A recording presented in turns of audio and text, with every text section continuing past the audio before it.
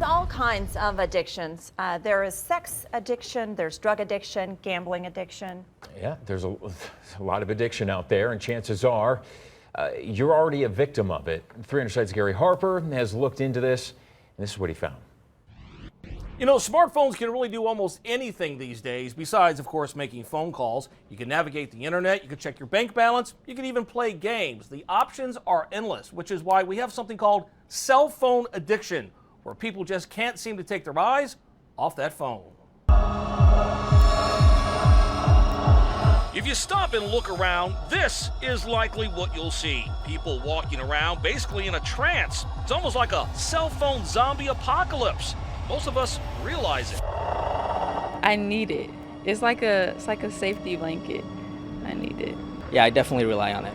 It sounds almost like an addiction, doesn't it? Well, it very well could be. In fact, most experts now agree that cell phone addiction is real. A process addiction is based on a pattern of behavior that's centered around an activity, a device, a interaction with other people through a video game or maybe even through social media. Dr. Daniel Kaufman is a psychology professor at Grand Canyon University and says while cell phones and technology can be great, they can also create a pattern of negative behavior. And this is why cell phones can have, in some cases, a negative impact on workplace performance or academic performance, because the person in their own head cannot press pause on their desire to see what updates they're getting. And Kaufman says there's a reason why people need to have their eyes glued to their smartphones. Our brain is programmed to record that activity, remember how it felt to succeed in it.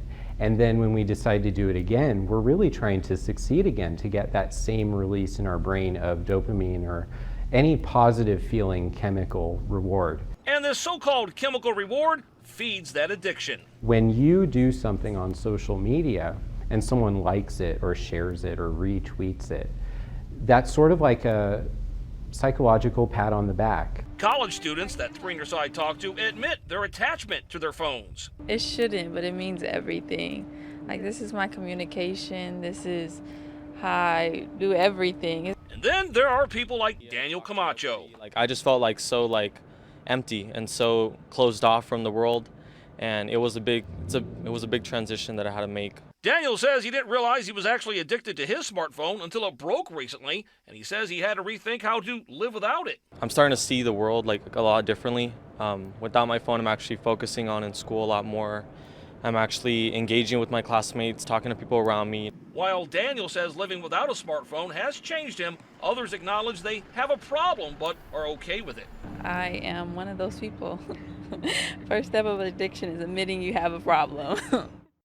By the way, adolescence is really the most vulnerable time where people develop cell phone addiction. That's why experts recommend limiting or monitoring your kids' use when it comes to phones.